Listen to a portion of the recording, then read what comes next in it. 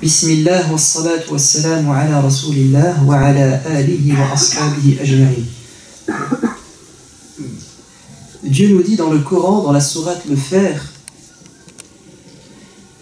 je n'ai envoyé les messagers, les prophètes, que pour établir ou rétablir la justice sur terre entre les gens. Tous les prophètes ont été des réformateurs aux côtés des plus démunis. Ils ont mené un combat social pour plus de justice, plus d'équité. Et ils ont combattu la corruption. Et c'est pour ça qu'ils ont toujours trouvé devant eux, évidemment, les gens de pouvoir et les gens avides d'argent qui considéraient que ce message était un message subversif qui les dérangeait dans leurs privilèges.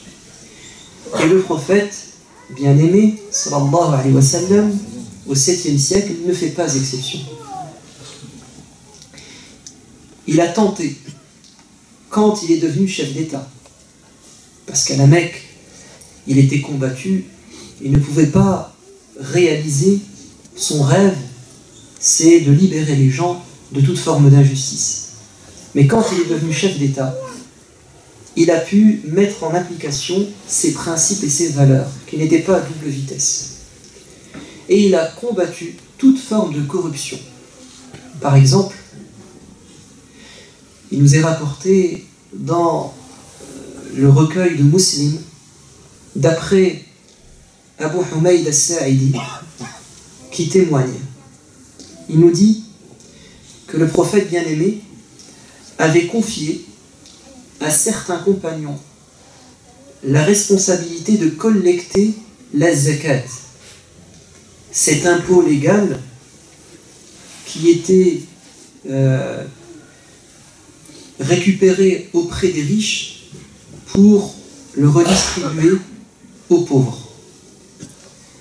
Et donc ces fonctionnaires de l'État musulman étaient des gens de confiance qui devaient récupérer cet argent pour le remettre dans les caisses de l'État.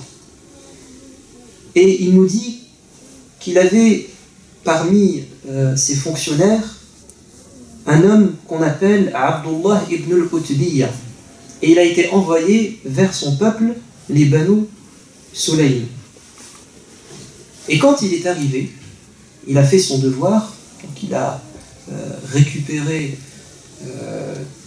la zakat auprès des riches, et c'était majoritairement des paysans, cultivateurs, agriculteurs, ou des fermiers. Donc ce qu'il a ramené chez lui, ce sont essentiellement des bêtes, des animaux, et du blé, des céréales, ou des dattes. Et il a mis ça chez lui. Et le prophète envoyait le responsable de l'équipe des collecteurs de la zakat afin qu'il récupère cette zakat et qu'il la ramène à Médine dans les caisses de l'État. Et cet homme, quand il est arrivé chez Abdullah ibn al-Utbiyya, il lui a dit « Donne-moi ce que tu as récupéré ». Et il va lui dire « Tiens, prends ceci, c'est votre argent, celui de l'État. Quant à ces animaux et à ces céréales ou ces dattes, ils m'appartiennent, car c'est un cadeau que l'on m'a fait. J'ai pris l'impôt, j'ai récupéré l'impôt, et puis on m'a fait des présents, des cadeaux. Ça m'appartient. » Et là, le prophète bien-aimé a senti qu'il y avait anguille sous roche, que cette manière de procéder n'était pas gratuite, qu'elle n'était pas désintéressée. Ces gens qui ont offert des cadeaux avaient une intention. Et qu'est-ce qu'il a dit? Il a dit à son fonctionnaire, si tu es sincère, si véritablement tu considères que c'est un cadeau qui te revient de droit, alors reste chez ton père et chez ta mère et tu verras si ces gens vont te faire des cadeaux. Et le prophète est monté sur le minbar, la chaire, pour tenir un discours parce qu'il s'agissait d'une chose grave. Et le prophète voit loin, il sent la corruption. Et il va dire, je confie à un homme parmi vous une responsabilité parmi celles que Dieu m'a confiées, c'est-à-dire répartir les richesses de manière équitable, et faire charité et mettre en place un système de solidarité. Et il vient me dire, ceci est pour vous, et ceci un cadeau qu'on m'a offert. S'il est vraiment sincère, pourquoi ne reste-t-il pas dans la maison de son père et de sa mère pour que son cadeau vienne jusqu'à lui? Par Dieu, chacun de vous qui s'empare illégitimement de quelque chose répondra devant Dieu de ce qu'il a pris, et je ne reconnaîtrai aucun d'entre vous qui rencontrera Dieu en ayant sur lui un chameau mugissant, c'est-à-dire ce que tu prétendais être un cadeau, ce chameau qu'on t'a offert, le jour de la résurrection tu le porteras sur tes épaules, ou une vache beuglant, ou une chèvre bêlant. Puis il a levé ses bras jusqu'à ce qu'on ait vu la blancheur de ses aisselles, en disant « Ô mon Dieu, ai-je transmis? Ô mon Dieu, ai-je transmis? Est-ce que j'ai bien mis en garde ma communauté contre cette forme détournée de pot de vin et de corruption ?» Et partant de là, le prophète alayhi salam va mettre en garde les fonctionnaires de l'État de ne pas se laisser soudoyer par des prétendus cadeaux qu'on leur ferait durant l'exercice de leurs fonctions. Parce que ces cadeaux, s'ils ont été donnés à eux et pas à quelqu'un d'autre, durant leur fonction et pas avant et pas après, c'est que on veut gagner leur cœur pour, à un moment donné, les corrompre.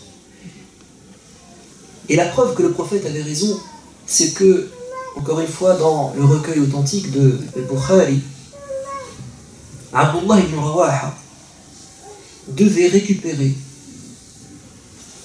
un impôt auprès de la communauté juive de Khaybar. Et quand il est parti à leur rencontre, ils ont amassé des bijoux et ils lui ont donné en cadeau ces bijoux, en lui disant exonère-nous d'une partie de l'impôt, on va t'en donner qu'une petite partie, et ça reste entre nous, et toi tu prends ce pot de vin.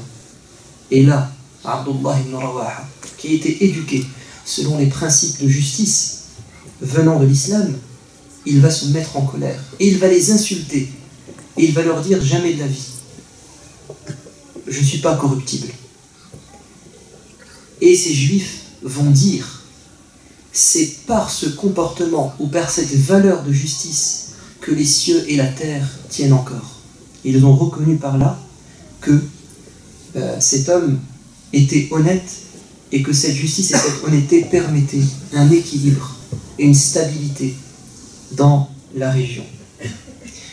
Malheureusement, la corruption s'est répandue non pas au temps des premiers califes, car ils ont su appliquer l'éthique prophétique. Et on a de merveilleux exemples de Abu Bakr as-Siddiq, donc le successeur du prophète, qui adopte la même attitude avec ses gouverneurs, et encore plus Omar ibn al-Khattab, le deuxième calife, très connu pour sa justice. Par exemple, un jour, il rentre chez lui et il trouve 2 étoffes. Et il dit à son épouse, dis-moi la vérité, qui te les a données? Et elle dit, c'est un tel. Et il retire ses étoffes et il se met en colère en disant, comme on n'a pas réussi à me corrompre en passant par moi, on essaie de me corrompre en passant par ma famille. Et il va donner ça en cadeau. Je n'en veux pas, parce que c'est intéressé, il y a un objectif derrière. Donc autant au niveau des fonctionnaires, le prophète a voulu éviter qu'il y ait de la corruption, mais évidemment cela vaut pour les responsables, qu'ils soient des responsables politiques ou des responsables de société. Le prophète alayhi salam leur a aussi défendu d'être dans la corruption, parce que si au sommet il y a de la corruption, évidemment le système sera corrompu et les gens vont vivre dans la corruption. Et c'est un peu ce qui se passe malheureusement dans beaucoup de pays musulmans, puisque on ne peut arriver à son droit, on ne peut faire avancer son casier, son dossier judiciaire ou son dossier médical que en donnant des pots de vin. Et évidemment, ces gens sont victimes d'un système dont ils ne peuvent pas sortir.